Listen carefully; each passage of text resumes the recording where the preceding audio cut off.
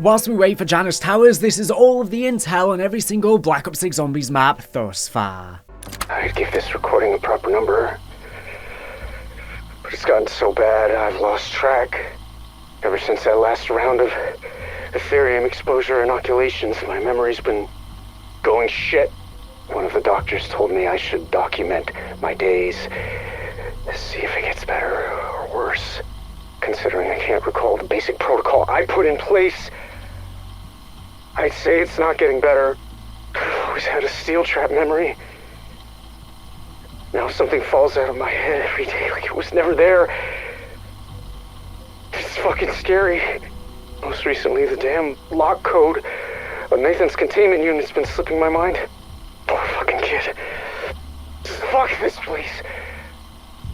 Then fuck her. I got a reminder system for all 3 digits. I see them every day on my normal rounds, so it shouldn't raise suspicion. We've got tons of dangerous shit in here. If I crack up, I'm done. Worse people are gonna get hurt. I can't sleep. I'm scared.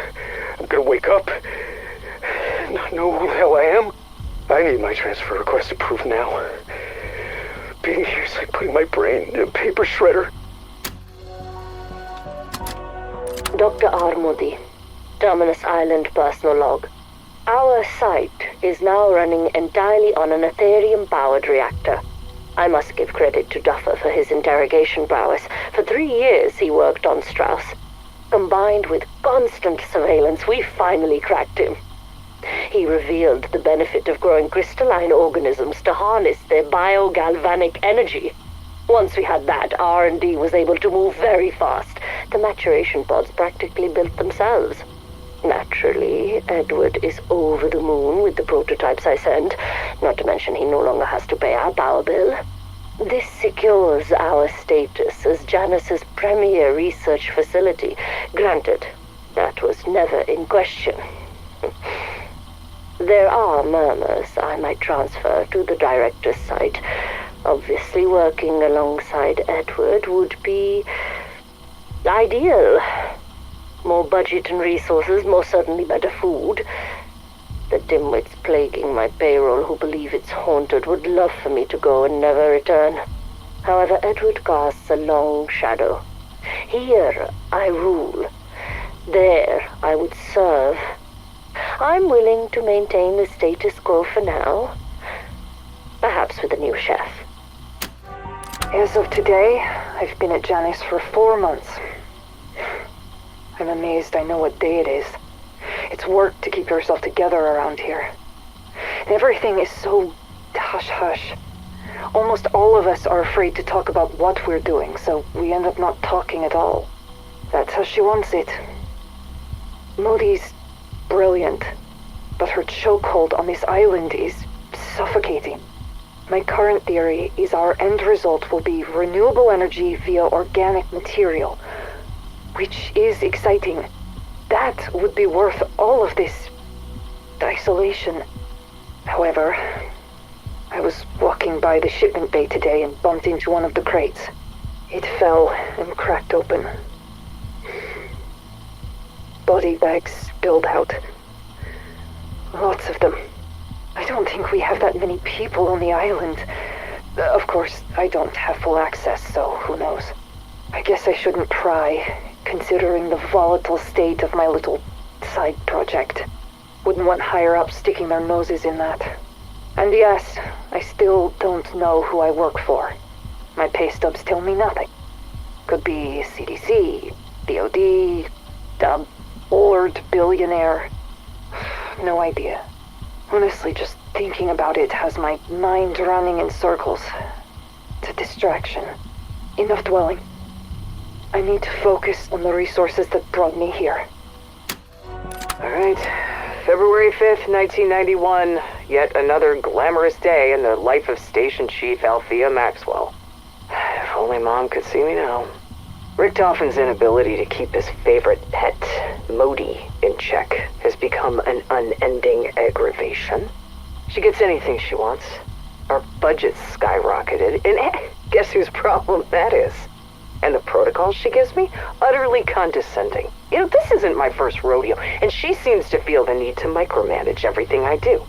Don't label anything. Use only serial numbers. Careless talk costs lives. Oh, blah, blah, blah. Seriously, just shoot me now. Thankfully, the cheap-ass firewalls Project Janus have in place are easy to bypass, so the station chiefs all stay in contact. I swear, it's the only thing keeping us from going insane. And every one of them has assured me multiple times they never have to put up with shit like this. Look, I know Richtofen values results over anything else, but what is she working on? And why is it so important to him? Honestly, does he even know? I mean, it's been months since he showed up for inspections. Rumor has it, people are disappearing from inside the mansion facility. I assumed our dear director might have been one of them, but nope. Their SC says she's seen him around, so I guess he's still kicking. I asked Dr. Modi if she planned on transferring there. She told me Terminus was her home, built for her by Richtofen himself. The way she said it, made my skin crawl.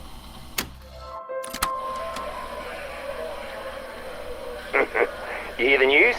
I'm getting off this rock. News? That's so. Yeah, transfer's been approved. Took its sweet time, but I put on my request ages ago, but that's just how it is. Clearly. This place was holding me back. I got big plans, you know. Way bigger than this stupid island. Uh-huh. Of course you do. Damn straight. While you're stuck slinging slop on this backwater dunny, I'll be off seeking my fortune. Well, maybe I'll request a transfer too. Everybody's gotta eat, right? Not with the way you cook. Right. Yeah, I'm officially bored of your little charade. Charade? What do you mean? I already heard all about your transfer, so don't act like it was your idea, because I know it wasn't. James and Larson, they've been telling me for months about what a shithead you are. You steal stuff from their lockers, cheat at cards, and when it's time for janitorial duty, you vanish. Maxwell said if she didn't get you out of here, it was just a matter of time until one of them murdered your punk Kiwi ass. Now if it were me, I would have gladly helped those two find a place to stash your corpse. But Althea's always had a hard-on for due process. So maybe shut the fuck up and play nice until you're gone for good. Understand? Copy. FAO, the Director. Progress Report 11/8/1990. Contrary to what some may believe, I do not necessarily take pride in my work, but I am exceptionally good at it. It is common for interrogation subjects to show resistance before ultimately breaking and succumbing to my demands. Normally, I would offer them some small chance of hope, a semblance of light at the end of the proverbial tunnel. Likewise, fear is usually a great motivator. But its apparent absence in this case makes it difficult, impossible, to achieve any kind of breakthrough. Even psychological torture and the administration of physical pain has proven utterly fruitless. So, having reviewed psychiatric evaluations from her early years of incarceration, I am at a loss to explain just where such remarkable resilience has come from. However good I may be at my work, I am forced to conclude that this individual may be of no further use to our program. Were it up to me, I would recommend that Miss Gray be terminated, or at the very least marked for biological experimentation.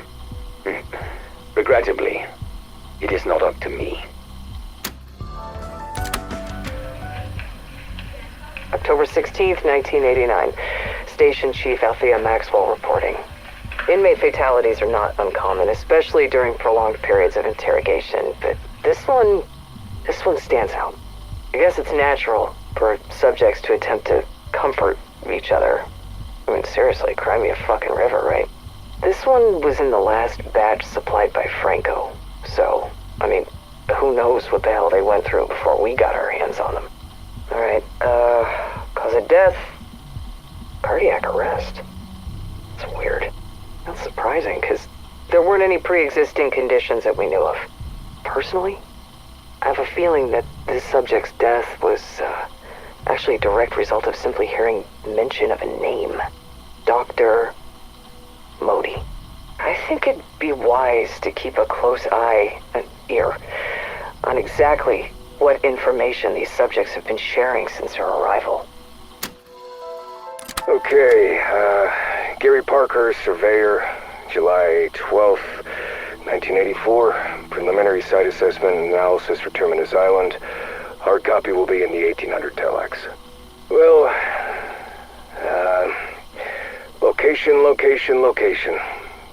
Far enough from heavily traveled shipping lines to manage visitors. Close enough to blend in. Ideal location. The place is unique. Not going to be a destination resort or bustling deepwater commercial port, that's for sure. So, how do we get it up and running? Well, here's the punch list. The main structure is a fortress, reinforced concrete poured in 1942, an average thickness of 3.5 feet throughout. That's the good. The bad is it's covered in this festering mold-like moss that smells like a cadaver's ass. Given the history of this place, neither of those details should be surprising. The security control room is well positioned in the structure, but will need to be gutted and retrofitted with the latest electronics. Locks, cameras, and lighting all on the long-term holding cells, interrogation rooms, living quarters, mine shafts, more on those, will all need to be replaced with updated technology. The docks, sea tunnels, and marine infrastructure are sound, but will need dredging and, of course, updated tech. Look, I know that Central has the contracts for this build-out, and I'm not supposed to know shit, but this place will be in need of the whole 9 yards. We're talking heavy equipment, manpower, real power. Okay, enough said. It'll be in the report. The helipad, while adequate in size, will need to be retrofitted to handle the gross weight of the next-gen rotary wing aircraft. And, okay. There are, numerous tunnels, sea, land, and the mine shafts throughout Terminus. While they do provide freedom of movement to any area of the island, well, there's one concern. They just scare the shit out of me. Back in 32, there was a mining accident that killed dozens of these workers in those tunnels. And definitely some weirdness going on down there that I cannot fucking explain. I suggest armed units clear those tunnels before any work begins. And, finally, the buried lead, the power. The coal from the mines has been gutted long ago. For the kind of draw needed in the specs, you're looking at either a hydroelectric or nuclear system. Anything else would be insufficient. And, look, it's just all in the report. I'm gonna get the fuck off this putrid rock. Out. With so much red tape cut down, I may have become a victim of my own success.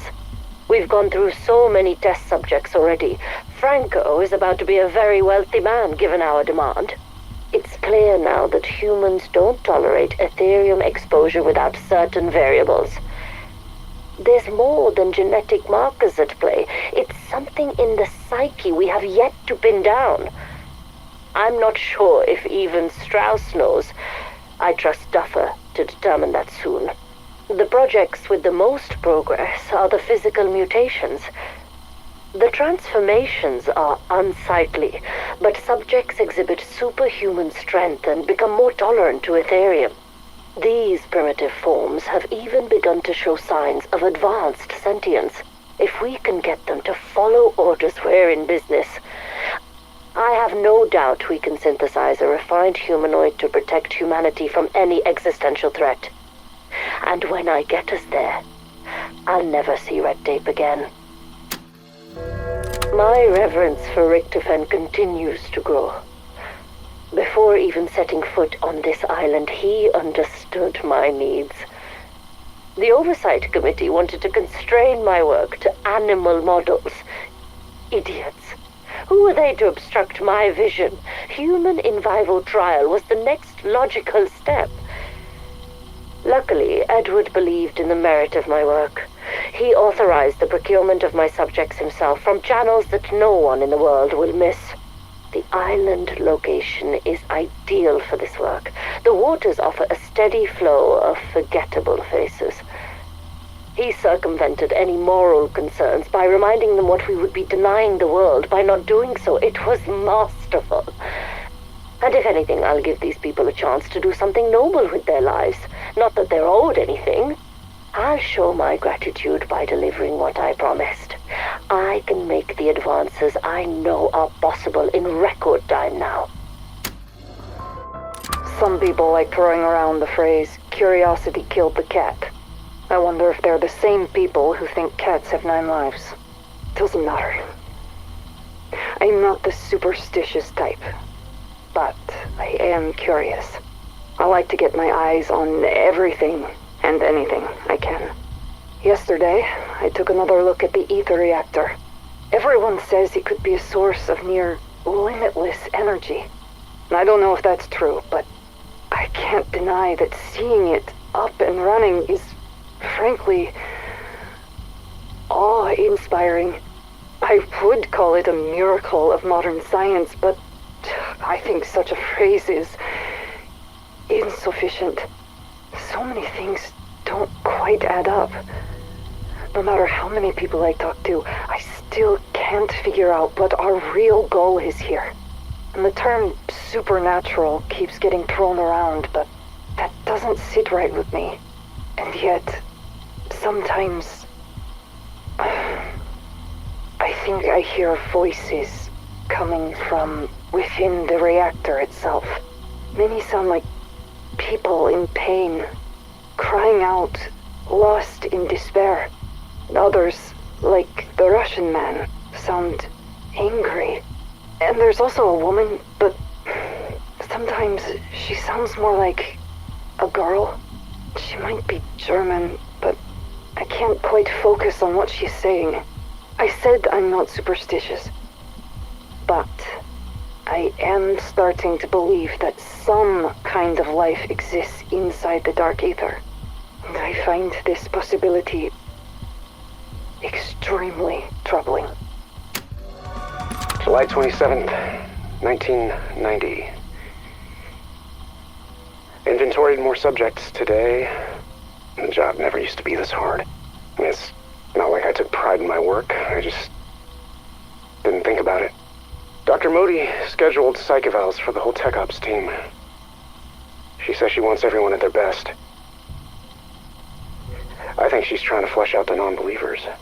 When everyone pops up, she makes sure they're dealt with. Out in public, where everyone can see.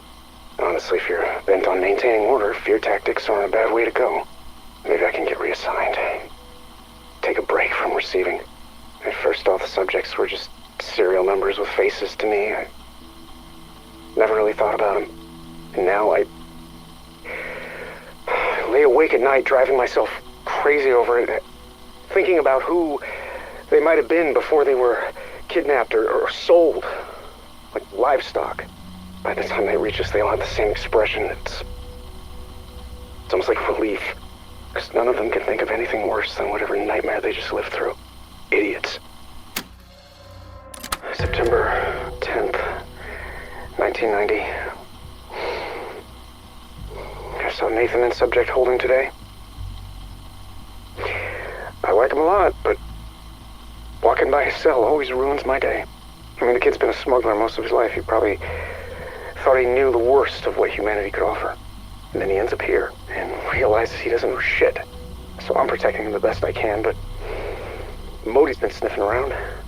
Someone must have told her he was a troublemaker. And the problem is they aren't wrong. He fights back on everything. He won't take his meds. He won't sleep. He won't eat. Why can't he get that? That kind of shit puts everyone at risk. If he ain't careful, Modi will transfer him to the amalgam program. And that'll be the end of it. I've played it safe until now. Kept my head down. If I can't convince Nathan to do the same. Damn it. This is why I don't have friends. October 23rd, 1990. Nathan got transferred to the amalgam program. Just like I said he would. Didn't find out until after he'd been moved. Even if I'd been there when it happened. It's not like I would have done anything to stop it. I haven't slept since. Regret's been too busy gnawing at me. So I started spending my nights searching for evidence. But the things I found. Dear God, what's being done here? I'm pretty fucking sure if you checked my entry ticket to hell, you'd find guilt by association stamped all over it. Whatever. Damage done. The important thing is, my transfer's been approved. And I sure as shit won't be leaving empty-handed. As soon as I'm out of here, I am gonna make sure that Modi lands her ass in prison, and that this glorified meat processing plant is shut down. Then maybe I can finally sleep. It certainly has been a whirlwind of events. Tying up the loose ends Guthrie left behind was a waste of time and resources. I'll admit I was surprised how much evidence he'd gathered before he was discovered. It's my own fault for becoming so lax, yet another reminder to always remain vigilant.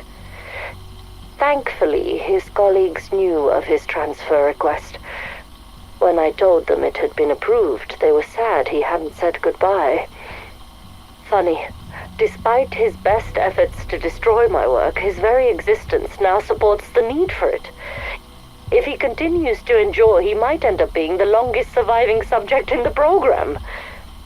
I would no doubt come under some fire if anyone found out that one of our own was now being kept in a tank and fed table scraps. So I've redacted any mention of his employment here. I'm currently determining how sentient he is. Guthrie, Patient 13, hasn't spoken since the early phases of his transformation. I have him on display in a high-traffic area so he can watch his colleagues go about their day. It would be a shame if he was unaware of their presence. And to conclude our island tour, we have your atrium lab. So, what do you think? It's an ideal space. Very Spartan at the moment. I assume the regulatory parties have not made their pass yet. Once they've made their structural safety recommendations, I will, of course... Dr. Modi, I would never waste your valuable time with such trivial matters. This is your island. I trust you to make it your own. Now, energy and weapons will pacify the backers, but I chose this with your biological experiments in mind. That part of my portfolio is considered controversial. Many have called it torture. We are a rare breed, my dear doctor. You and I both know the price of true progress. It is that work which brought you to me. I will not allow you to be shackled by idealistic bureaucrats. In return, I expect you to deliver, by any means necessary. That won't be a problem. Ah, good. Then we understand each other. Welcome to your new home.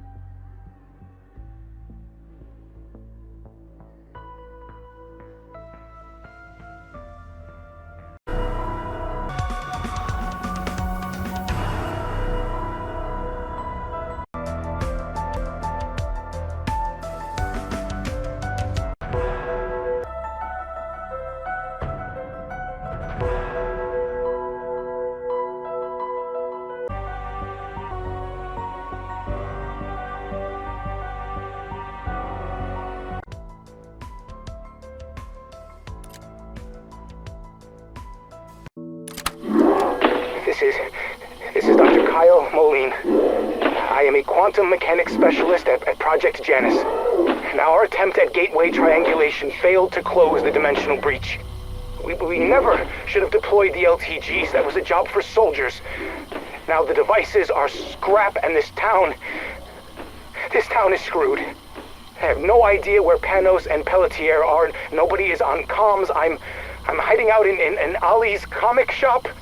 If I don't survive, let this be my testimony. I put the blame squarely on Director Richtofen. He is obsessed with using Ethereum to disrupt space-time. That much I knew, but there was so much more I didn't. I assisted him with the containment sphere. Sam had become erratic, even defiant. Richtofen didn't give a shit. He just kept plowing forward. He was more than willing to risk what's happening now for whatever he was really after. I can't imagine what would motivate anyone to go this far. Considering what he's done, I hope he never gets it.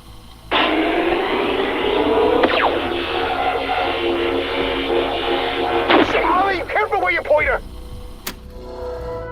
This is Dr. Annette Pelletier.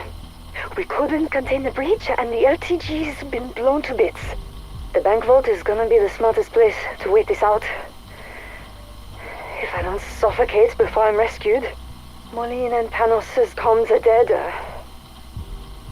I'm betting they are too. I knew this day was coming. It was foolish to think we had more time. It started as whispers, these idiotic claims that Janus leadership was holding someone captive. But it didn't stop there. Other, more deranged gossip suggested the victim was being held in some sort of tank. I wrote it off. We were all overworked and some people were starting to crack. Less than a week later, an anti-fraternization policy was enforced. We weren't allowed to interact with other departments.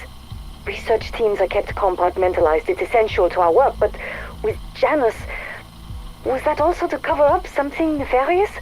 All I know is the conspiracies flying around suddenly had an air of legitimacy, and if even a fraction of it was true, everyone was in danger.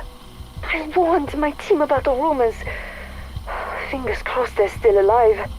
Security was a different story. They chose to ignore the bossy lady scientist. Whatever. I may be bossy, but those negligent a-holes have killed us all. Dr. Pericles Panos, Project Janus, Energy Research Division. It has become abundantly clear Director Richtofen is slipping. Thankfully, no one has noticed. As far as they are concerned, the Director is fulfilling his duty. Modi is no different. Anything he receives from her island of horrors might as well be sealed with a kiss. She calls herself a woman of science. But that schoolgirl crush of hers is becoming problematic. No one sees that this entire operation is little Edward's tinderbox. All it requires is one lit match and foam. Whatever Sam is telling him, his patience is waning. The longer her promises remain unfulfilled, the more erratic he becomes. If we fail, it will all be down to Richtofen and his hubris. Chief of Security, John Blanchard. Inspected construction today. Project's really coming together, but I keep thinking about how my granddad wouldn't take me to Fort Washita when I was a kid. I wanted to do their bullshit ghost tour for Halloween. Sounded like dumb fun. Sorry, Johnny, that place is bad medicine.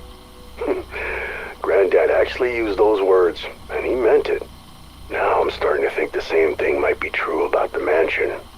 I'd like to believe Josiah Shem didn't know what he was doing when he had his flock build the place. If he did, then he got what he deserved. Shem's folly. Ain't that the truth? Every owner after him, captains of industry, gangsters, you name it. All their money and power couldn't save them. Shit like that doesn't just happen without other forces at work. Granddad knew that. But that's where the Director wants to bunk down. And I can't talk him out of it. My job's making sure he doesn't end up like everyone else who moved into the murder mansion. Lucky me. Well, shit's popped off just like he said it might. Heracles Panos, Ph.D. Not who I'd have pictured as my best buddy. But he's a good machinist and a no bullshit guy. He loves bourbon almost as much as me. We built us a whiskey still. The Thrustadine Model 23. I shit you not, the boiler's heated by a freaking jet engine. Panos, he worked at Project Janus. Kind of a genius. Always bitching about office politics and weird experiments. Then today all hell breaks out, and he's trying to reverse whatever they set loose. He tracked me down, and he gave me a diagram. Claimed it could turn the Thrustadine into a weapon. All I needed was some wire, a handbrake, and a pressure gauge. I only managed to fetch the engine before the maggot sex damn near tore me apart. Oh, hell, I'm too beat up now to go gate crashing. Need a lucky rabbit's foot just to survive out there. May as well fetch my own funeral wreath.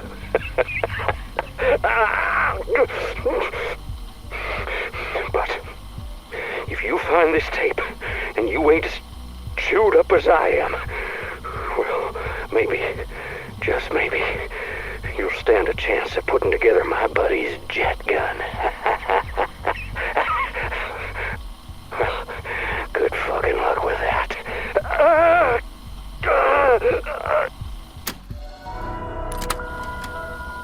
Hey, Joe, Etherell is selling like hotcakes. First run of 500's already gone. And folks are coming in just to get a picture with the statue. Now, don't worry, I won't turn it back on. Especially since I finally got the wall fixed up from the last time. Oh, hey, speaking of, Sheriff came over, barking about Janus suits getting all up in his shit, asking about that night. He wanted me to take it down, but I told him hell no. It's a tourist attraction.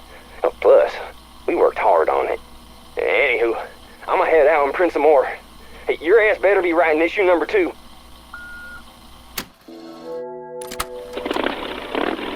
That's it, Carl. We ready to roll out. You go ahead. I'm doing one last sweep through town. See if there are any stragglers. What stragglers? It's been hours since we've seen signs of life. Ain't nothing left except those freaks in their glowing eyes. And the devil's eyes got hellfire burning inside them. That's what Mama said. Carl, listen, I know you're a good man. And you found the little girl at Freedom Fried Chicken, didn't you? Yeah, but she's all there was. Face it, Liberty Falls is dead and buried. No, it ain't. Not till I say it is. Nothing out there gives a flying fuck what you say. Watch it! Look, I'd get my tire iron and take them all on if I thought it'd make a difference. But brother, that ain't in the cards. You get on that bike, it's gonna be your last ride. Then I'll rally old Bloodburner till the tires are bald and we're riding on rims. Whoever's left, I'm getting them out. Even if I gotta crash the gates of hell to do it. Mom always said I'd go down in flames.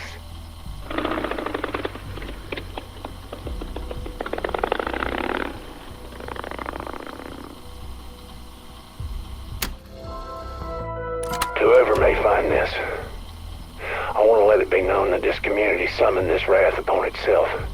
This church was a hollow vessel. Our prayers dwindled into a quiet whisper. Children running rampant with no humility or respect. Their satanic music playing incessantly. All of them sat in front of their television sets, worshiping that false prophet, blocking out the divine life.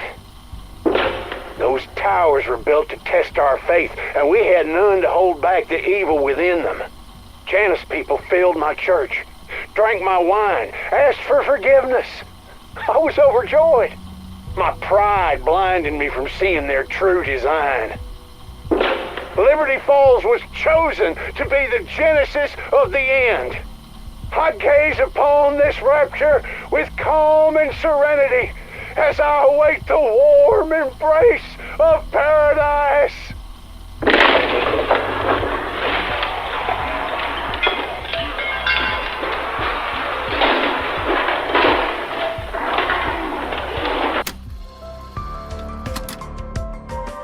December 3rd, 1990. My name is Boone Benson, manager of Liberty Falls Savings and Loan Bank.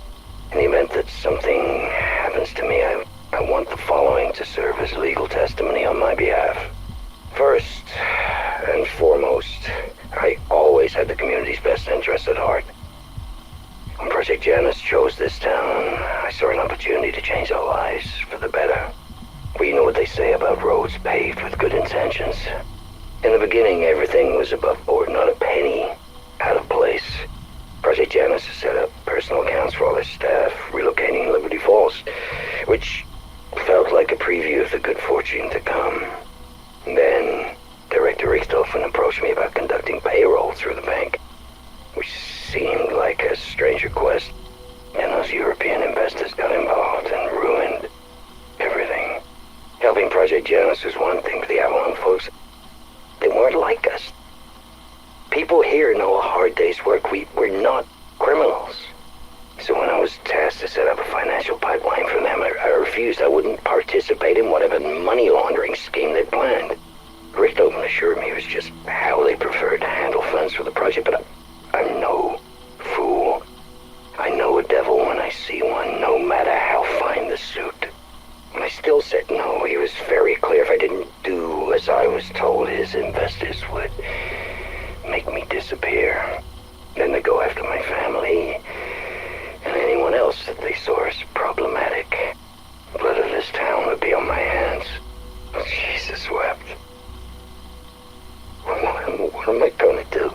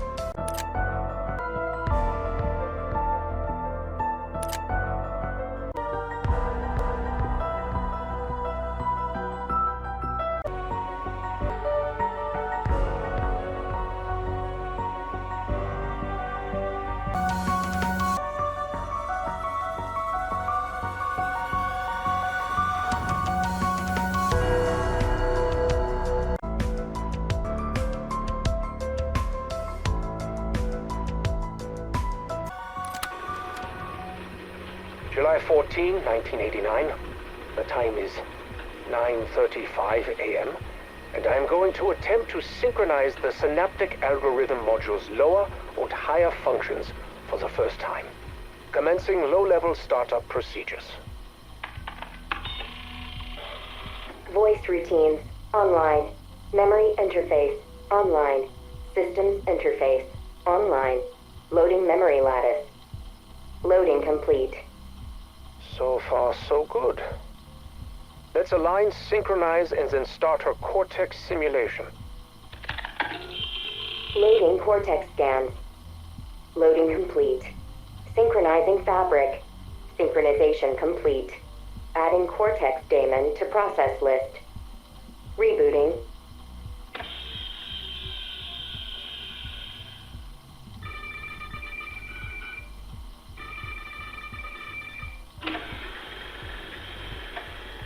How are you feeling, Sam?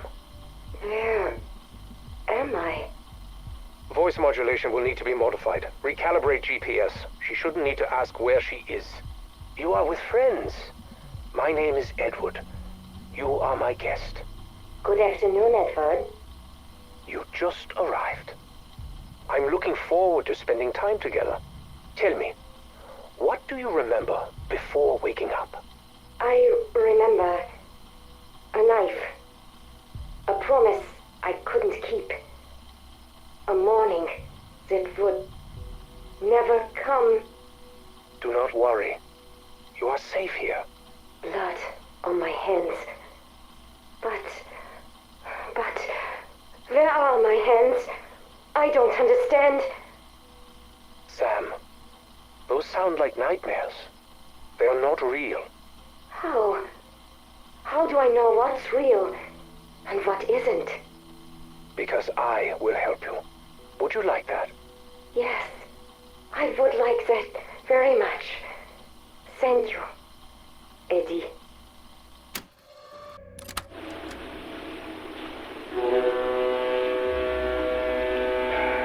You're quiet. What's going on? Just coming to grips with the fact that I let Richtofen almost get us killed. Yeah, well, try not to dwell on it. It's embarrassing for a man at your station. Well, former station. Cut the shit, Mac. Just admit the last 6 years are my fault. You should have left me to rot. Stop. We just got started on whatever this is, and your woe is me bullshit is already wearing on my last nerve. I got no patience for it, and I really don't want to do anything rash. Like shoot you. Might as well. You know what? Shut the fuck up. Look, us ending up at Terminus. It was always Richtofen's plan. Hell, our cell assignments were a strategic move. What the fuck? No. Oh yeah. He probably figured if you, me, and Raptor 1 couldn't conspire, we'd be up Shit's Creek. So he put the docks between us to block comms, thinking that'd be enough. The fact that he thought Gray was gonna fold like a wet paper bag, that he didn't realize how strong she was, just shows how arrogant he is, and that is a weakness. A weakness we can exploit. Now Strauss, poor man was never gonna be able to adapt, but he made it out, and that's not nothing. Okay, you got a point. I still don't. You sure you want to be contradicting a man who just threatened to shoot you? Okay, I'm not gonna argue with that. But you're also right. This is Richtofen's fault. And when it comes to reasons to hate him, there's always room for one more. Yep, fuck him. No more dwelling. We ain't got the time. I'd like to begin by expressing my gratitude for your eagerness, Sir Archibald. Nonsense, old boy. I won't hear a word of it. I'd be a fool and a rank amateur to pass on an opportunity to collaborate. Your research is so thorough, not to mention groundbreaking. Yes. Well, your endeavor is integral to my work, and we will both reap the benefits. Now, it's of vital importance that you don't let the reputation of the place color your senses. Yes, I've been conducting inquiries as to the procurement of local workers, but thus far it's all been coming up a little empty. As far as I can tell, no one wants a damn thing to do with the place. If you ask me, the whole thing smacks of hysteria, which, between us, could be quite the positive, what? Makes it more likely the site's not been looted already. Indeed. I'll shoulder the cost for you to recruit outside the area. Some sturdy ruffians is what's called for. You'll need the muscle.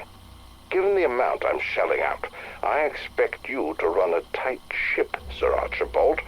This excavation is to be efficient, targeted, discreet, and do not return without the artifact in hand. You have no fear. I wouldn't dream of it. We Fotherington Smythes are a tenacious lot once we set our minds to something. Good man. I wish you luck on your travels. I imagine we'll be much changed the next time we see one another. Now, Another spot of port. Rather. So, you wanted to talk to me, huh? No, Franco. You need to talk to me. Kraft, do you have his location? He's in Avalon. This I already know, but you are my man in Avalon. I expected more progress. Excuse me? Who? Do I need remind you of Kraft's importance with regards to the artifact? If this is a question of money... No, not money. Logic. If this is to further the research, fine. But if this is some personal vendetta, then we may need to reassess, huh? Get Kraft, locate the artifact. It is not complicated. Unless you lack focus. Oh, la. Careful, Director. You are walking a thin line. You have the information I sent on how best to ensure Kraft talks, yes? Yes, it's very specific. You're one sick fuck, aren't you? Perhaps. But my methods get results. Look, I go down this road. It will get messy. You sure you want this? I mean, considering your history with Kraft. Our history is of no concern to you. Concentrate on the task. Stick to my instructions and get it done. Understood? Understood. Okay, tell me, Sergei, what have we learned today? We have learned that 72 hours without sleep causes vivid hallucinations, violent mood swings, and dehydration. Richtofen warned me that Kraft can be a bit stubborn. If that's what it takes... I was referring to me. Everyone has their breaking point, huh? Well, I have reached mine. I have been at this for 2 weeks, day in and day out. What do you think, huh? You're punching a clock? Hourly wage for your efforts? Effort means nothing. Outcomes matter. The artifact, where is it? How do we find it? If he knew where it was, he would have told me. If he knew anything, he would have told me. He won't talk. You're aware of the lengths we went to get him, huh? To bring him here, huh? Find his weakness, or I'll drop you back in Grozny. Reacquaint you with your old friends. And same goes if I catch you drinking on the job again. So stay the fuck out of my wine cellar. Where to begin? No, not talking about von List or any of that in Leipzig with Franz. Before all of that, back to the kernel of the curiosity that led me to all this. I was a young boy of no more than 10. It was fall. Ghent, a quaint city along the River Lier in Belgium, was hosting the World's Fair. The leaves dancing their way down to the water, the smell of crustaceans filling the air. It was magical. But it wasn't only the setting that drew me in. It was a reading of Francis Barrett's De Magus that set its hook in me. The power, the mystery contained in that book, the demonstrations, the commingling of physics, psychology, the normal and paranormal. Well, I had been summoned, touched by something that I couldn't explain but felt to the core of my being. From that day in Ghent, I knew that this world was but one slice of the realities we are all part of. There is no end to what is beyond this plane of existence, no end to where we can go or what we can be. It was late when my mother found me badgering the man who performs the reading with question after question. He smiled at her and introduced himself. Alistair Rhodes. Mother thanked him and remarked how she was frightened that she may have lost me. I didn't have the heart to tell her that she actually had. Gabriel Kraft personal log. It is the 19th of February 1945, and I feel old. the things I have, that would not surprise you. It has been several months since the Demon Lord Cortifex was cast down by the courageous soldiers of the Allied Special Forces. Several months since, in a sealed room in Stalingrad, it took the life of Oberfuhrer Wolfram von List for his crimes against humanity, and for the murder of my sweet, innocent Sasha. I miss you so much. When it was all over, I was trapped with my enemy's corpse for 3 days. 3 infernal days. I thought I would die there. It was von List himself who finally delivered me. In his pocket was a torn page from the Tome of Rituals, the very artifact I had used to seal the room. With its power, I broached the seal. It's been several dark, depressing months. But I think I am finally ready to face the things I have seen. I was mocked for years for my belief in the supernatural. If someone had just listened, maybe this all could have been avoided. Maybe my Sasha would still be here. It doesn't matter now.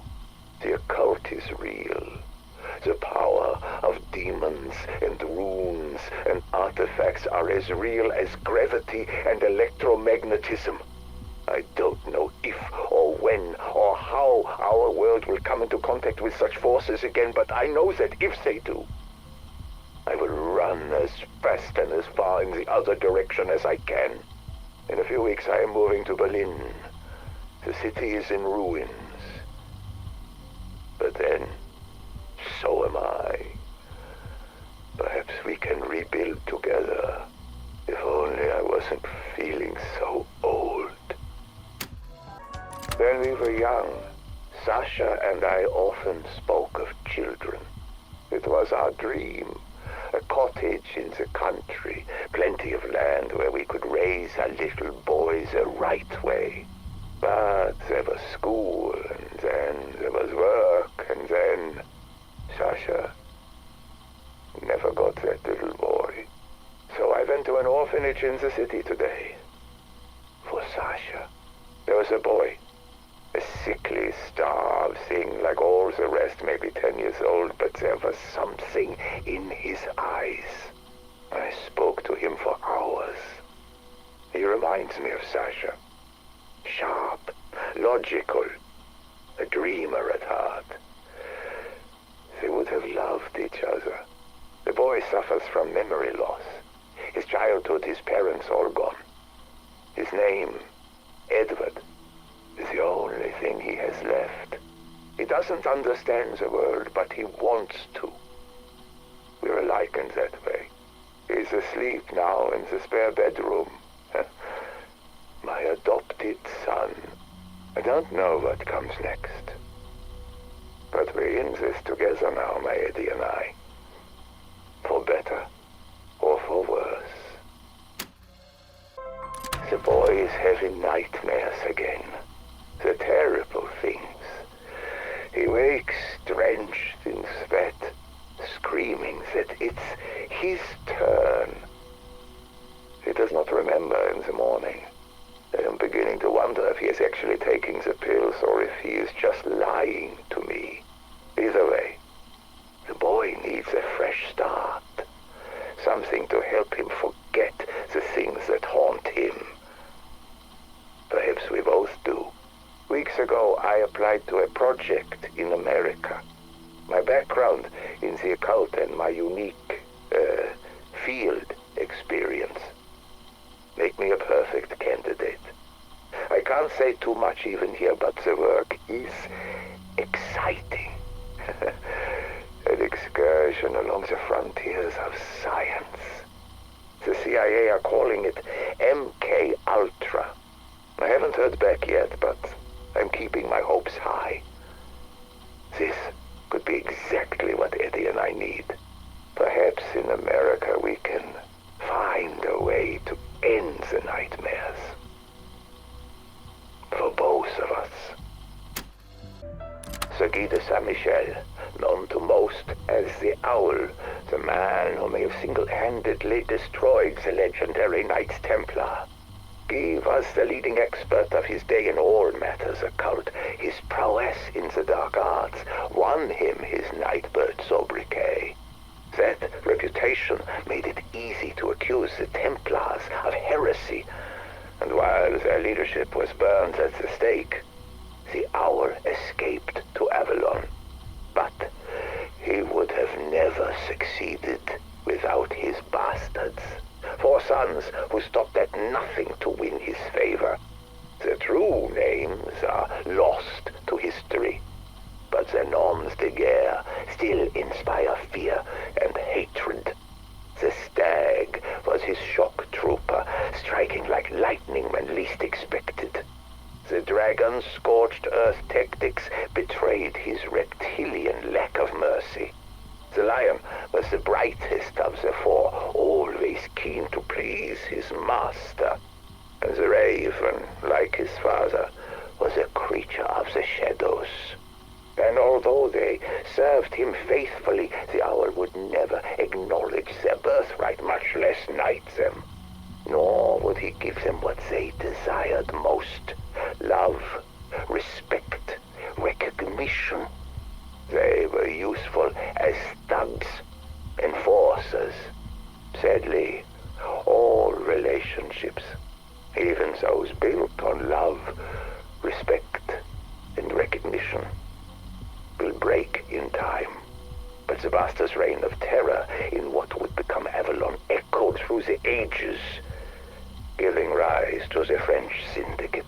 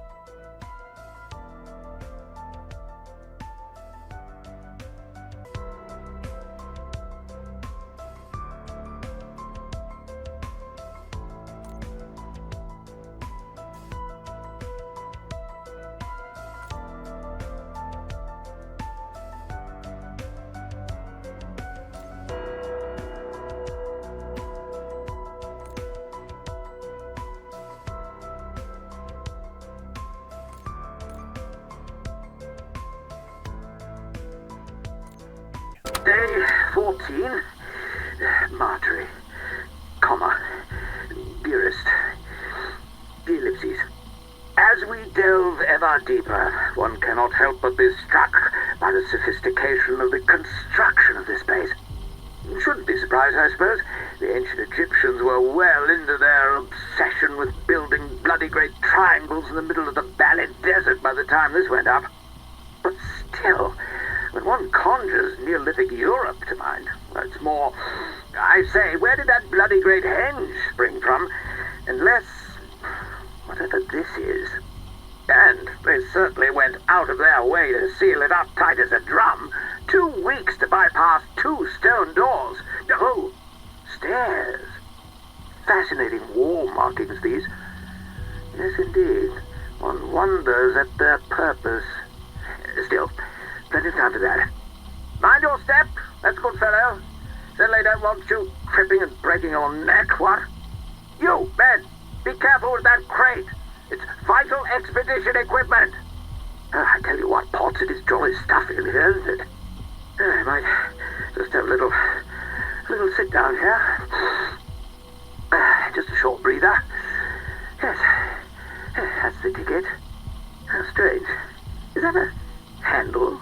Or a lever, perhaps? Egads! Are you fellows all right? No. I rather don't suppose you are. Ah, and my poor Vino. Oh, alas, gone before your time. Dashed decent of you to have me out to the country pile for a spot of shooting on. Pish and tosh. Think nothing of it. It's been, 5 years? Far too long. And besides, my motives aren't entirely altruistic. Truth is, there's a small matter I want to discuss with you, but that can wait. After you. Ah, finally, into the inner sanctum.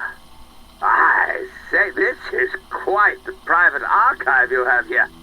Is that a first edition of Description de l'Egypte? Naturally. If you don't mind.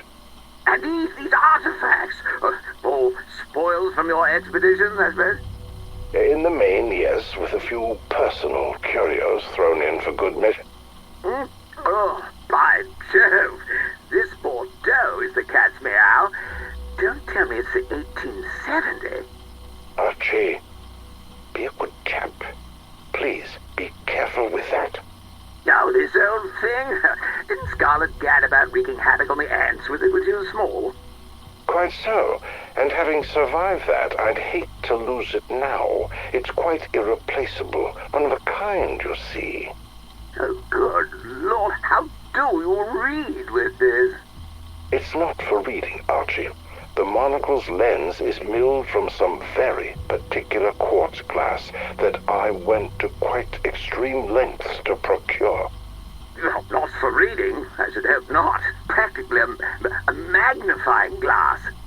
Sir Archibald, you are at present juggling the objective lens through which Galileo first charted the transit of Jupiter's moons across the face of that most majestic of spheres. And I really must insist that you most carefully put it down. Let's just put you back where you belong. No harm done, eh? Alistair, what and why and indeed, what is that doing in your possession? Galileo wasn't just a mathematician astronomer. He was an alchemist.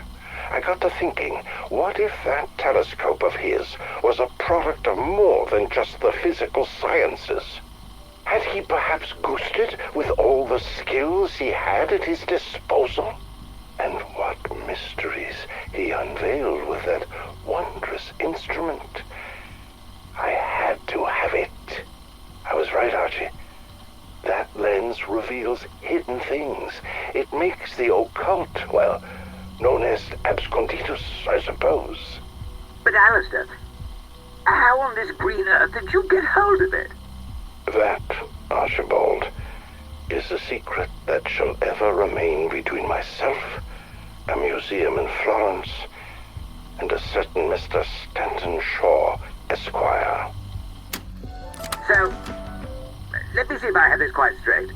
You want me, Sir Archibald Fotherington Smythe, renowned archaeologist and peer of the realm, to go grub around in some tawdry, run-of-the-mill Roman ruins on a burial mound in the south of France that none of the locals will go anywhere near? That's about the size of it, yes. And if I find that, what did you call it, sentinel artifact, that I'm to bring it to you, not publish, not alert the happy scribes of the Royal Archaeological Review, not mark the occasion with even an inch of print in the Times. Seems like you have the measure of it. Yes. Well, no. I mean, it sounds hateful. I shan't do it. Oh, look, old man, not to put too fine a point on it. What else are you going to do with your time? The Egyptian government aren't going to grant you a permit for your own dig. Not so soon after that mummy business. Now, look here. I told you I genuinely thought that mummy was one we'd excavated fair and square. Archie, it belonged to the Egyptian Museum in Cairo. This was right next to our cargo on the dock. And it was intended as a gift from the people of Egypt to the King of Spain. But all Ballywell look the same? When you were seen waltzing a 2,000-year-old mummy around in broad daylight, singing a rugby song about the daughter of a local tradesman. Well, I had rather a lot to drink, I will admit that. We've known each other a long time, Archie. We go back, don't we? Oh, I should say so. Wasn't old Flinders big at tennis? 1885. I remember because I missed Scarlett's birth for it. My wife was furious. But Archibald O'Bean, my point is this. In all that time, have I ever steered you wrong? No, I suppose you haven't. Well, what say this? You take the expedition, and I'll be sure to smooth things over with the Egyptian authorities. We'll have you back in the sandpit in no time. And you'll cover the cost of the whole dig? Absolutely. First-class steamer cabins and champagne all the way. All this Sentinel jazz seems jolly important. Why aren't you handling it yourself? Would you believe me if I told you I was keeping a low profile because I'm having a spot of bother with a cult? Probably not. Tell you what, if you'll throw in a couple of cases of that saucy 70 claret, we have ourselves a deal. You know how to squeeze a fellow dry. Deal. Excellent. Well, I shall commence my preparations at once. Parts! Damn your eyes, man! Where the devil are you? Load the motor car! We're off! Archibald! Sir Archibald! It's after 2 in the bloody morning! Best of British, old man. You will most assuredly be needing it. Sir Archibald Fotherington Smythe's personal diary, date 5. Dearest Marjorie, despite a false start or two, good progress is being made on the initial excavation. Trench 3 is already turning up some dashed interesting Roman ephemera, pottery shards, mosaic tiles, and so on and so forth. Which is, of course, no great surprise, because, as any scholar worth his salt knows, all of this was under Rome's thumb from about 49 AD. Caesar comes along, all render unto, well, me actually, and shoves the bally Greeks out of Massalia, a little to the east of here. Anyway, what makes this place so remarkable is its one jolly great earthwork raised by Neolithic tribes, a place to store their stiffs thousands of years ago. Probably took those pagan devils hundreds of years, what? Why, yes. But I would fancy another little snifter of sherry. Most kind, most kind. Now where was I? Ah, yes. Skip forward a couple of 100 years, give or take, and Lucius Ranius Optatus, the local head honcho, spots that the peasants are still hanging about the place, venerating ancient traditions, burning offerings to the old gods, frolicking, naked under the full moon, I should imagine. And so Optatus declares, no more, I say, levels the top of the mound, builds a shrine and his own tomb, complete with his own physog cast in copper, and has his legionnaires round up the locals, demanding that they worship him as a living god. So, when they say, we'd rather not, old boy, he butchers them, then sends his men down into the depths of the earthwork to desecrate everything they can lay their hands on. Utterly rum show. Now, here's the thing. In Trench 5, up in Optatus' tomb, we've only gone and bally well found evidence of those executions, haven't we? And in the coming days, I'm confident we'll uncover the path the Romans took into the depths, and thence the very Sentinel artifact itself. Day 8. My dearest Marjorie, having carefully block and tackled our way to the main site, exploration can finally begin in earnest. To think the last feet to tread these stones were those of marauding Romans, hell-bent on desecration and the domination of the local populace. This air was last breathed before Chaucer chossed, before the bar bartered, and before whatever it was that fellow the apple actually did. Certainly makes a chap think, what? The bodies interred here look to be higher status types. Quite the Gauls about town. My little joke. Judging by what personal items and grave goods remain, I would say members of a priesthood or religious caste. That said, the Romans made a real pig's ear of these corpses. Heads and hands missing, objects and offerings scattered all over the blighted place. I'm certain they snaffled everything of value and desecrated the rest. Dashed rude, if you ask me. Potts? Is that you staggering about over there? I say, have you been at my Bordeaux? You and I shall have words about that later. Damned impertinence. No wonder I've only a crate and a half left. Day 23. Dear Marjorie, I have somehow made it down into the very bowels of the Barrow complex. No thanks to Potts. No sooner were we through the last stone door, he announced that he and half the remaining men had had it with the whole Valley expedition. Then, without so much as a by your leave, they turned tail and headed off. And, might I add, taking more than their fair share of our remaining supplies with them, not to mention the last 4 bottles of that devilishly saucy red. Damn it all, Marjorie. Potts was my Batman, has been for years. Chap simply doesn't expect his valet to up and leave that way. I mean, who are going to fasten my cufflinks and straighten my dicky bow now? It's an outrage. Man has no backbone, nor fortitude of upper lip. My flabber is absolutely ghasted. The nerve! Valet? Varlet, more like it. Huh. And so soon after we caught our first tantalizing glimpses of the Sentinel artifact, too. I can hear it singing, Marjorie, calling to me. I will have it, or my name's not Sir Archibald, etc., etc. Anyway, more fool them, say I. This place truly is a marvel. Vast natural cavern. Lord only knows how far below ground we are, how extensive the surrounding cave complex might be, or how the devils who built this temple, because that's assuredly what it is, knew it were here. I shiver to imagine what foul rites were conducted here, how many sacrifices demanded by long-forgotten gods. I fancy you could still hear their screams echoing about, if one were to put their minds to it. Memories of a nightmare, buried deep in the hush of the place. Day 19. Dearest Marjorie, I fear I may be losing the trust and respect of the men.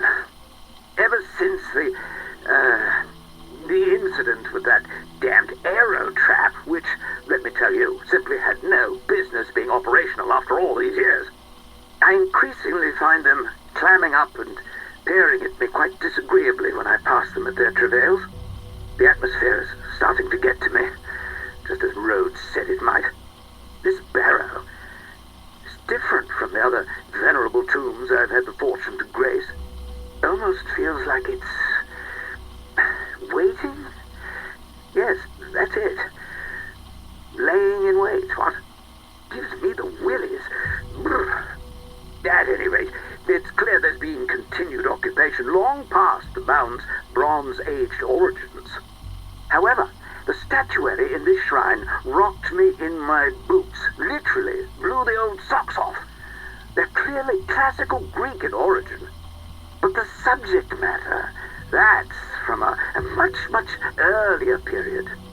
And while Arctotus's troops vandalized the place, there's evidence of a later restoration, which does rather lead one to speculate that peoples have been repeatedly drawn to worship here. Although, to worship quite what, one really doesn't like to say. Dashed odd. Dashed odd. Damn it, Rhodes, you knew enough about this place to keep away yourself, didn't you, you bloody bounder? I should have taken you for your whole damned cellar. Sir Archibald Fotherington Smythe, day... Oh, ye gods, day 28. My dearest Marjorie, this, I suspect, may well be my final diary entry. It is my profoundest hope that these recordings somehow make their way out of the depths of this hellhole and thence to your sweet hands. We are out of food, water, and, thanks to that traitorous Kerr Potts, there's nary a drop of the good stuff to be found either. Only a handful of the men remain. But by the way they stare at me, and by the rumbling in our stomachs, I fear they mean me ill. This place, Marjorie, this place, it is a veritable cornucopia of horrors, an affluence of primal terrors, but also an oasis of beauty and wonder. I wish you could have... No, I wish I could have told you all about it. Potts, you damnable rabble, is that you? By Jove, you better have at least 2 bottles of my claret with you by way of a peace offering, or, I say, awful pallor you have there, old man. I know none of us have seen the sun in weeks, but you look really quite dreadful, what? Damn. Now look here, I've been more than reasonable. No, keep those grimy claws to your... Wait, claws? Stay back. Back, I say. To arms, men. We are attacked. We are attacked. To the Nexus. We shall make our stand there.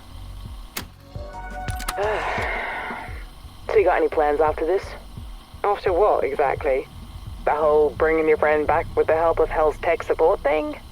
You know, I really don't. Thought that might be the case. I haven't just gotten off the revenge wagon myself. You have that look about you. How very insightful of you. Hey, with Nathan gone, I've got no crew, which in my profession is a super shitty spot to be in. I'm so sorry about Nathan. And I'm sorry you got swept up in all this. Thanks. Makes me sick what they did to him and the others. And it happens all the time. Well, maybe not to the extremes Nathan suffered, but people get snapped up and used like animals without a second thought. If I had to put money on it, I suspect you'd win person most likely to be able to fuck up that whole operation. I could. I know how those sick fucks work. Maybe you should get back on the revenge wagon. Wanna join me? Ladies only crew. Well, it would be for a noble cause. Come on, it'd be fun. Admit it. It would be nice to not walk in on someone taking a leak off the side of the ship. Yeah, can't guarantee that won't happen, even without men on board. But based on our last sea trip, I'm not sure I'm cut out for a life at sea. Come on, Gray. What do you say? I don't know. We could all get matching jackets. Oh, sod it. If you're fine with swabbing my sick off the deck, I'm in. What was she like, Sergei? Who?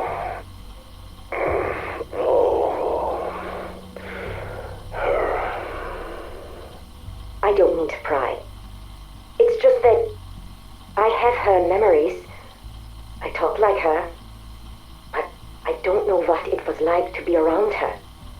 Short was me. Why do you care?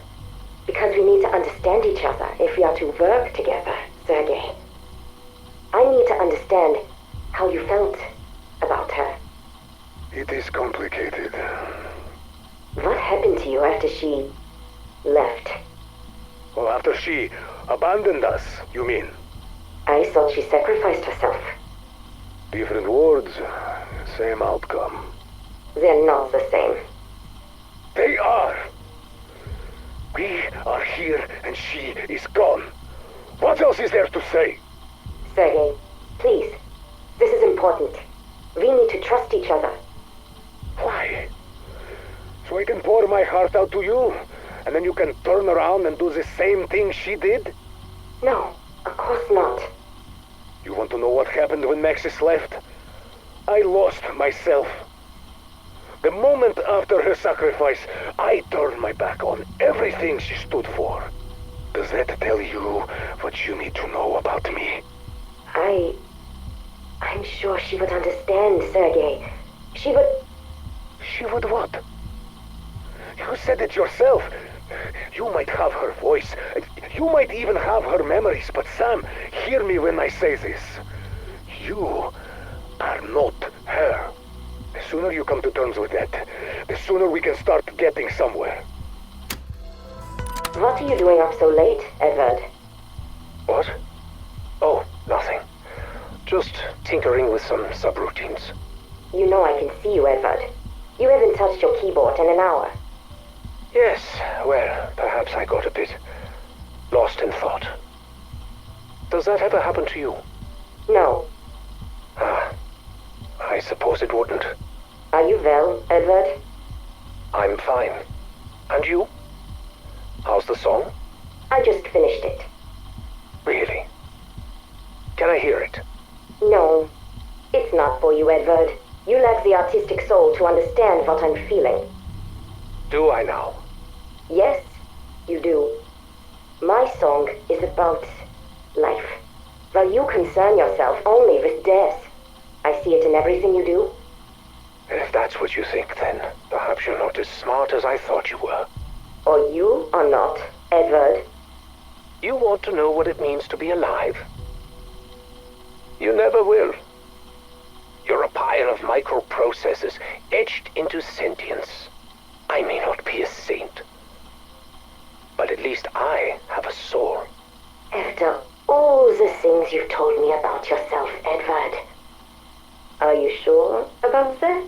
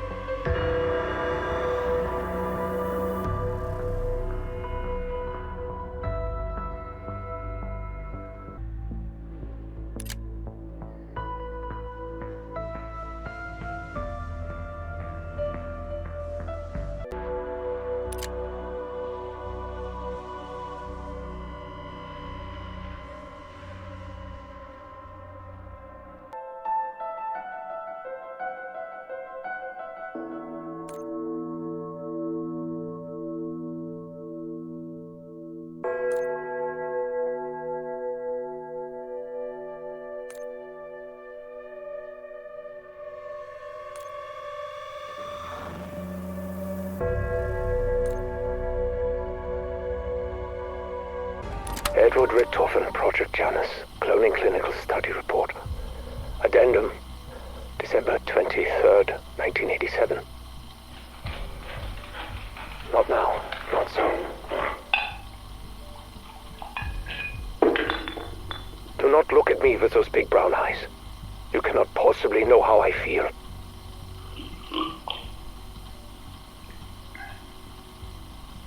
Do you feel like a failure? No. I am the failure.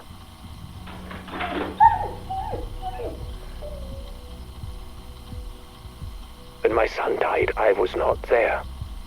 I did not see the body. When Modi told me the new clone experiment had been successful, I was eager to see him for myself. That was foolish of me.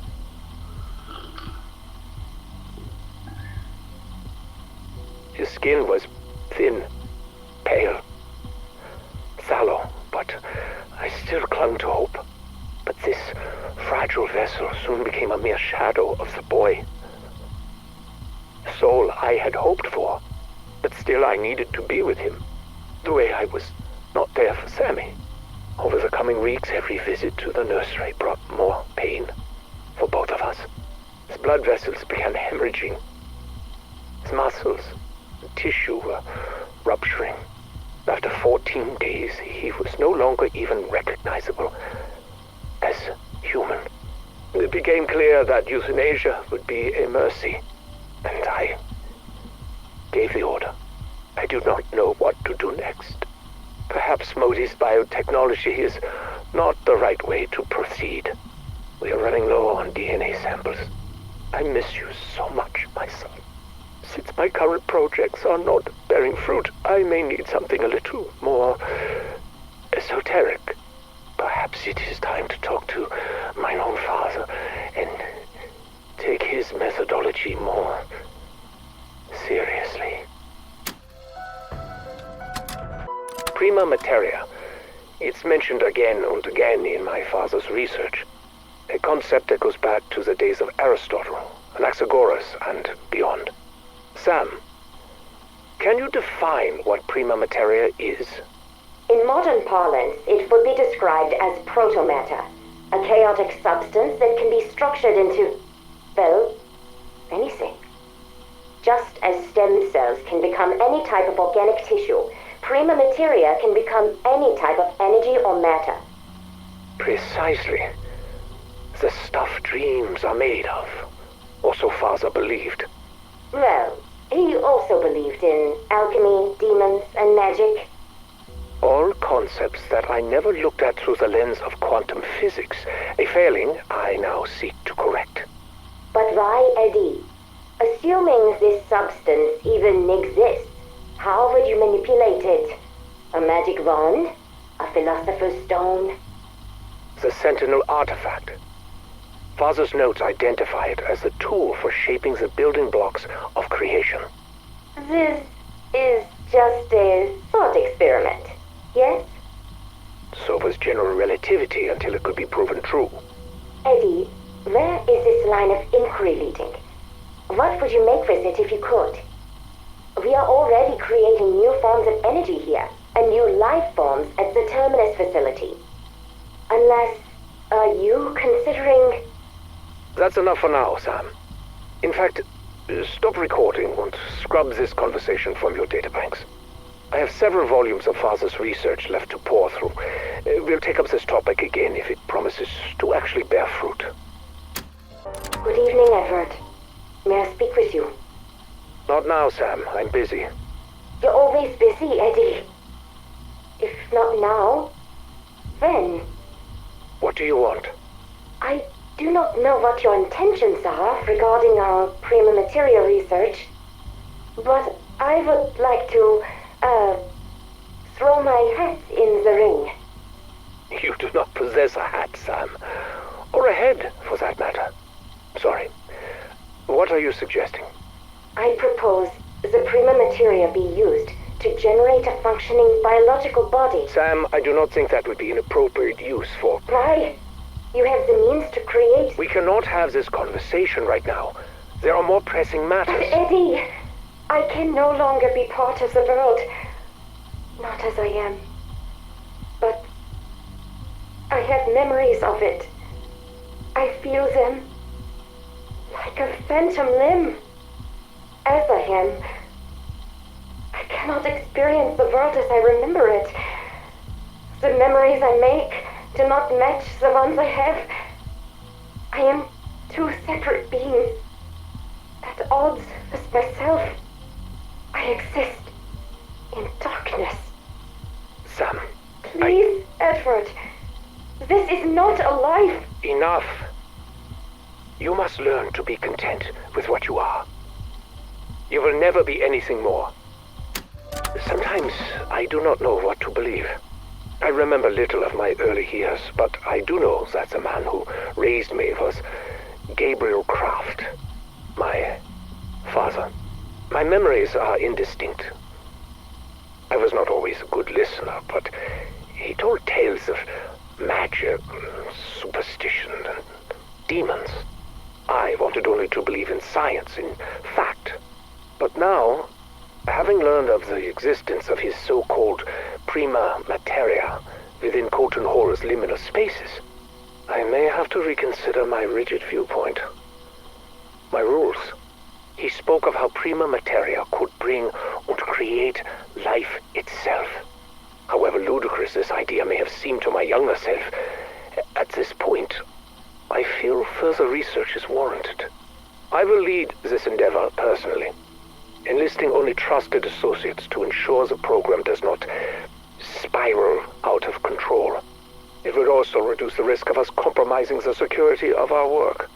After all, you never know who or what may be listening, especially as I think there may be something more significant about this house. Something beyond even my understanding. Perhaps even beyond my fears.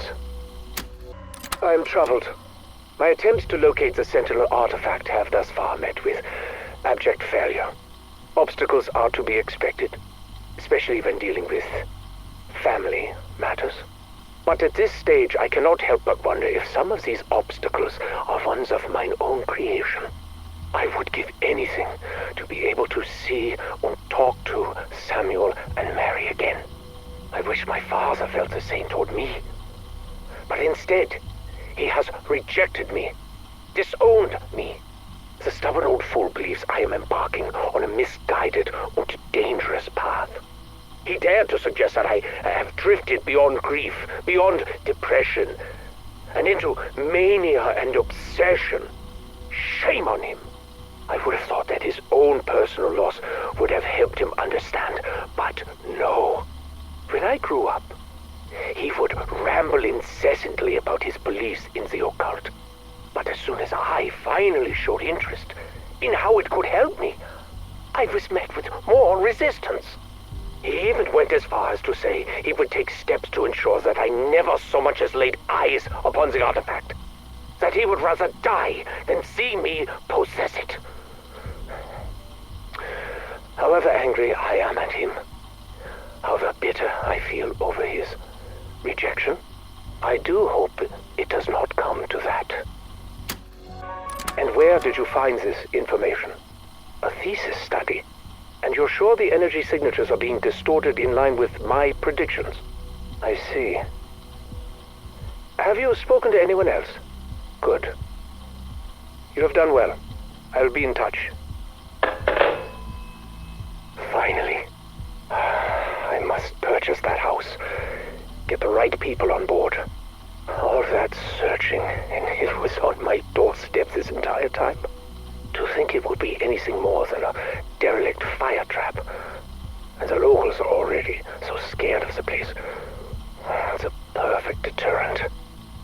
I still cannot believe it. A real target. No more of Modi's experiments.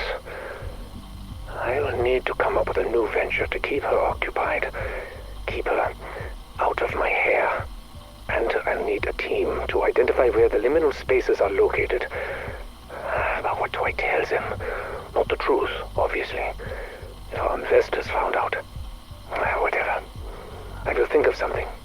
Now, how to access them? That is the real question. I wonder if one of the interns could track down a copy of that thesis. I'll do that later. There's so much to prepare. December 7, 1989, Edward Richtofen recording. Progress in accessing the liminal spaces has been slow going, with achievements fewer and farther between. After the setbacks suffered during the initial mission, we were delayed selecting suitable replacements for our scouts. Personnel proficient enough to carry out the objectives, but not so critical that their loss to near instantaneous decrepitude would cripple our efforts further still. But today was a good day. 3 people were sent into the Colton space and successfully returned without incident. Given his cowardice in life, we assumed he would be the least likely to pose a threat. So far, that has proven to be true. We still need to find a way to stabilize the access windows. As of now, they continue to collapse at random. Even with our improvements, one nearly bifurcated an intern last week. I've convinced the recon team that we are searching for new entry points into the dark ether. Played up the pioneering spirit angle. The investors think we're looking for alternative energy sources. As to what it could potentially power, I just let them fill in the blanks. This could all fall apart if I'm not careful. With so many spinning plates, vigilance is key. The most concerning variable is Sam. She has been notably withdrawn recently. It's been weeks since she last interrupted one of my sessions, which cannot mean anything good. This is John Blanchard reporting my preliminary sweep of Liberty Falls since the loss of our strike team. It doesn't look like planet Earth out here, Something is taking over. The air is heavy, almost corrosive. It hangs on everything. I feel like I'm choking just standing in it. I can barely think. Liberty Falls is gone. It's a boiling pot of chaos. We have to stop it from spilling over. Fucking Panos.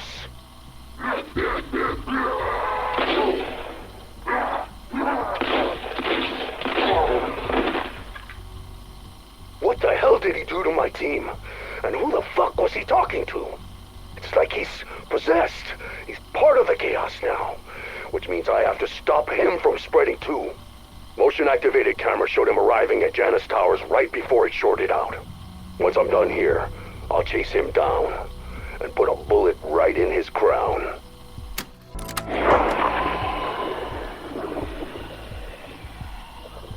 He came to me again.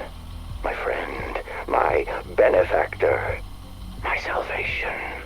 Time is strange in this place. A moment ago, I was in the church. A moment ago, he was here with me. In another moment, who knows? Like the director, he came with promises. Power, forbidden knowledge, a reckoning for my enemies. But unlike the director, his mastery of the Dark Ether is real. And what's more, he promised me a way out. When I return to the world, I will be his agent. The future he speaks of, the one we will fashion together. I can hardly wait. In only a moment, we begin.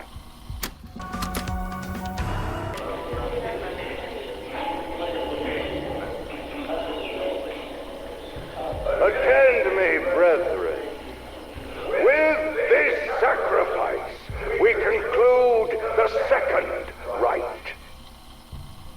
The glorious hour of our ascension draws nigh.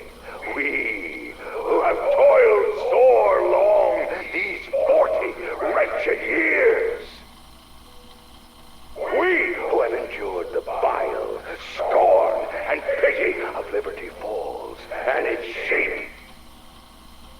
We who in this year of the Lord 1810, here in this most holy and sanctified of places, shall reap the just rewards of our labors and be repaid by him.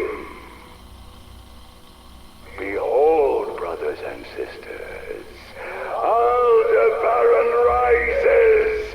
Blessed Taurus turns its mighty eye to witness our supplications. Rejoice, for we shall be the eternal guardians of a new garden that shall flourish, yea, unto all the ends of the earth. Great voice from beyond, hear your servants. May our prayers transcend the gulf between worlds.